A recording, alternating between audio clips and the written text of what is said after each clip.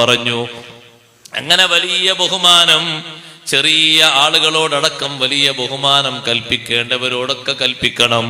നമ്മുടെ കൂട്ടത്തിൽ തന്നെ കുടുംബത്തിൽ യതീമുകളെ കാണാറില്ലേ? അവരെ കൊണ്ട് ബുദ്ധിമുട്ട് തോന്നാത്ത രൂപത്തില്, അവർക്കും നമ്മൾ കാരണം ഒരു ബുദ്ധിമുട്ട് തോന്നാത്ത രൂപത്തില് നല്ല ബഹുമാനം നൽകി അവരെ വളർത്തണം. അവരെ എല്ലാ ചെലവുകളും ഏറ്റെടുത്തവര് കാരണം സ്വർഗം നേടണം. അത് വലിയൊരു ബഹുമാനമാണ്.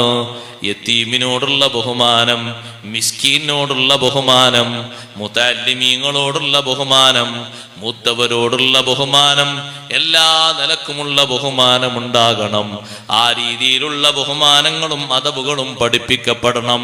അത് മുഴുവനും എടുത്തു പോകുന്നത്, വേറൊരു ശൈലിയിലേക്ക് മാറുന്നത് കിബർ കൂടുതലായി രൂപപ്പെട്ട് വരുന്നത് കൊണ്ടാണ്. ഖൽബിൽ നിന്ന് തുടച്ചു നീക്കേണ്ട ഒരു വിഷയമാണ് കിബർ. കിബറുള്ളവൻ എത്ര ഉയരുന്നു എന്ന് തോന്നിയാലും സഹോദരങ്ങളെ, അവൻ ഉയർച്ചയിലേക്ക് എത്തുകയില്ല.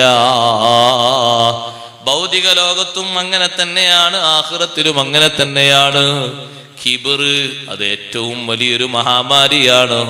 അതേ ഖൽബിൽ നിന്ന് തുടച്ചു നീക്കേണ്ട ഒരു വിഷയമാണ്.